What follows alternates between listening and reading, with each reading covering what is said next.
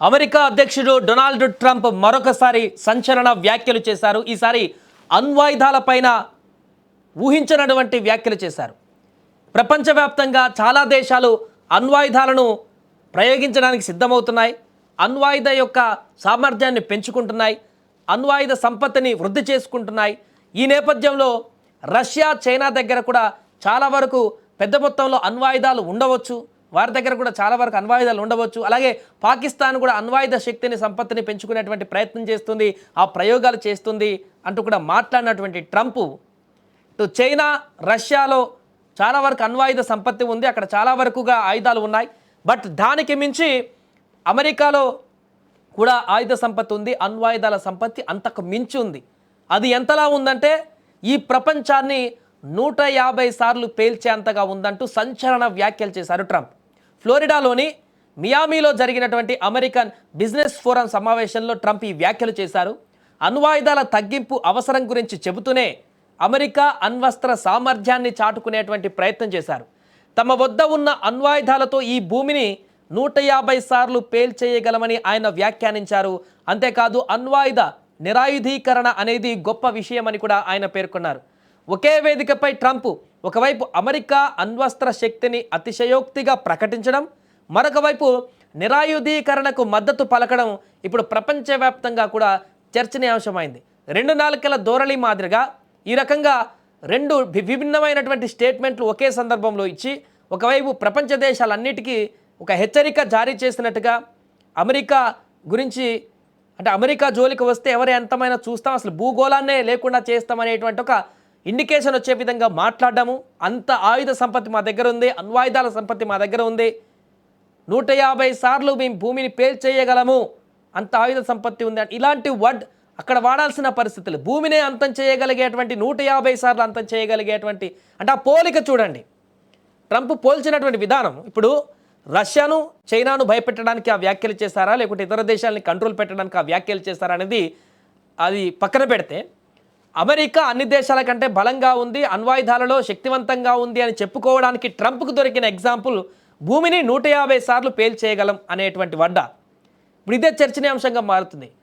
ఒక పవర్ కంట్రీకి అధ్యక్షుడిగా ఉండి, ప్రపంచ దేశాలలో పెద్దన్నగా చెప్పుకునేటువంటి దేశానికి అధినేతగా ఉండి, ప్రపంచంలో అందరినీ కంట్రోల్ చేయగలిగేటువంటి శక్తి ఉందని చెప్పుకునేటువంటి వ్యక్తి, నేను శాంతి దూతగా మారిపోయానను, నాకు నోబెల్ అవార్డు కావాలంటూ పదే పదే చెప్పుకునేటువంటి ఆ వ్యక్తి ఇలాంటి వివాదాస్పదమైనటువంటి, చర్చనీయాంశమైనటువంటి ఈ వర్డ్ ఉపయోగించడం. ఇప్పుడు ఫర్ ఎగ్జాంపుల్ ఇదే కాకుండా మాకు చైనా, రష్యా కంటే ఎక్కువ అణ్వాయుధ సంపత్తి ఉంది, మేము తలుచుకుంటే ఏమైనా చేయొచ్చు, చైనా, రష్యా పప్పులు ఉడకవు, ఇలా కూడా ఉపయోగించవచ్చు words.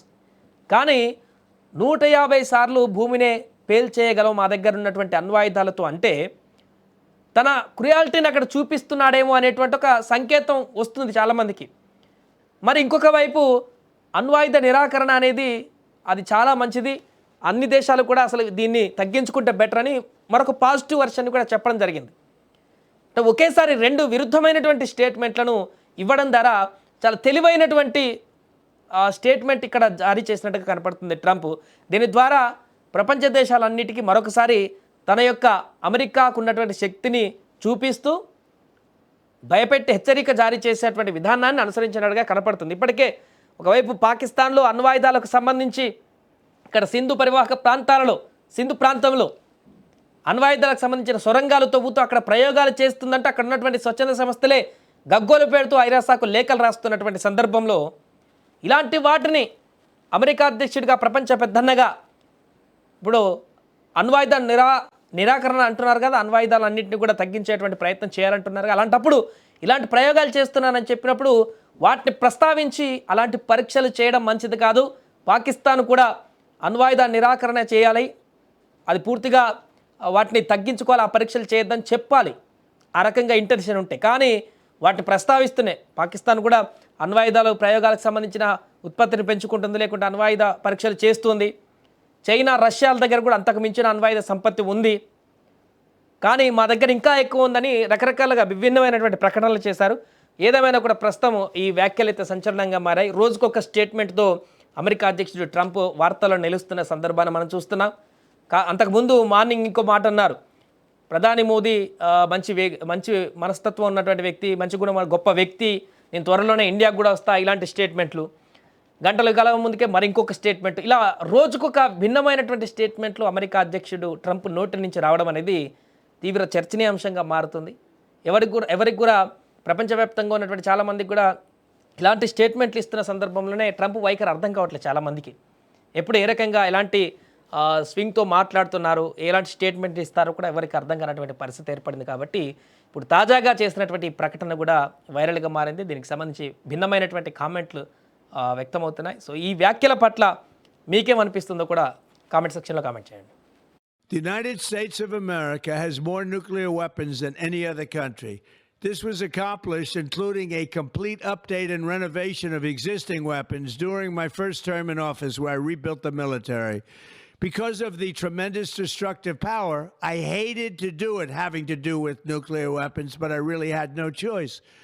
Russia is second in line and China is a distant third, but will be even within 5 years.